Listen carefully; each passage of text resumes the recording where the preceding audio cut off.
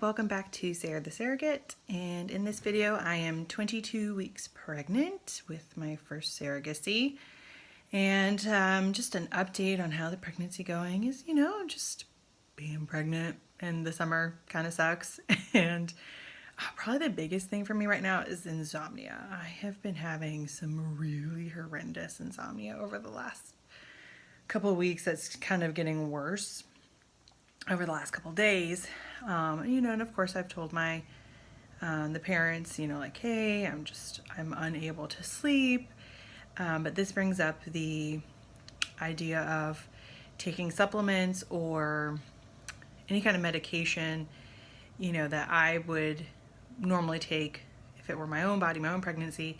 When you're doing a surrogacy, you have to ask, hey, are you okay if I take this? Ooh, look at this hair up here. Are you okay if I take this medication while I'm pregnant with your baby? So it's like something that you have to you could, either have these conversations like in advance, like, hey, for these typical, pregnancy symptoms, what are you comfortable with me taking? Or is it like, do you want me to bring these things up as they come along? So just things to think about when you're establishing your relationship as a surrogate with your intended parents or vice versa.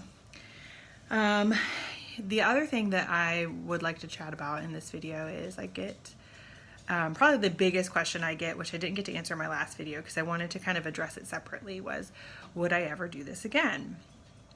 And it's something that I've talked about with my husband, and something that I've thought about, like, would I ever do it again? And it's not a hard yes, and it's not a hard no.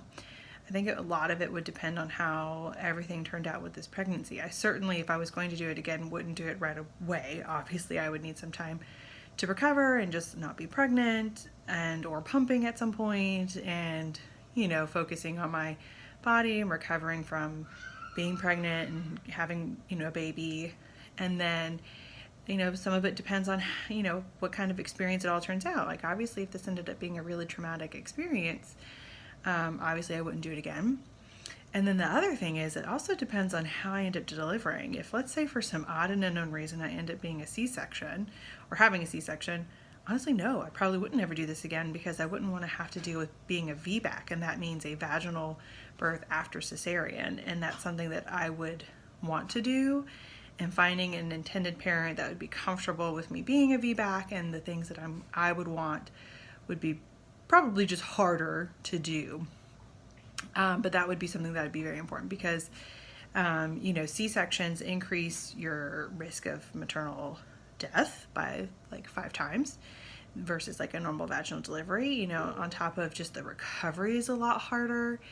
And when you have kids already, like repeat C-sections and repeat surgeries, we're talking about major abdominal surgery. I know that we look at C-sections in the US as, oh, it's something that's done all the time. Yeah, it is something that's done all the time. And our maternal death rates are really terrible in the US. And the recovery rate it's just hard. Some people have C-sections and they have great experiences and it's fine.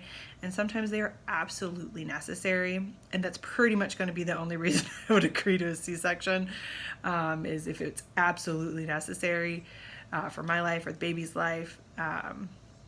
Because C-sections, they're just tough. And I don't think people acknowledge just how tough they are on a person's body.